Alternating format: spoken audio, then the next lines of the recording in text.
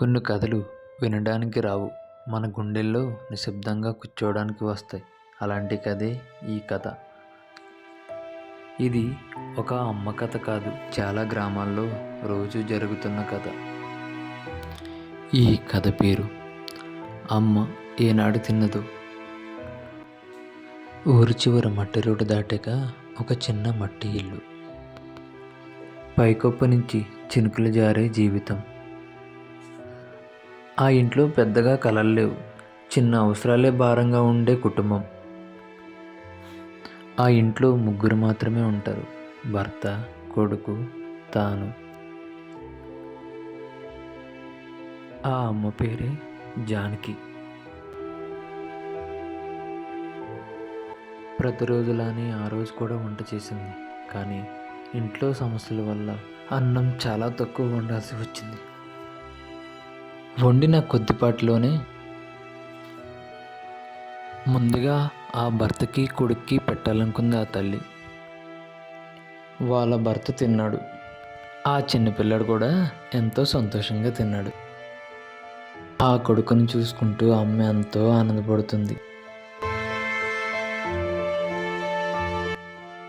ఆ పిల్లవాడు అమ్మని అడిగాడు, అమ్మా, నువ్వు తినలేదే? అప్పుడు ఆ అమ్మ నవ్వి, నాకు ఆకలి లేదురా అని అంది. ఆకలిని నవ్వుతో దాచడం అమ్మలకు అలవాటే కదా. అంత ఖాళీ అయింది, కానీ అమ్మ మాత్రం తినలేదు.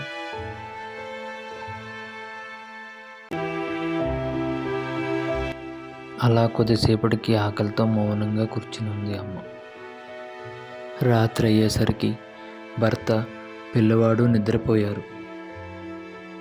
ఆ అమ్మ ఒంటరిగా వంటగదిలో కడుపు పట్టుకొని కూర్చుంది.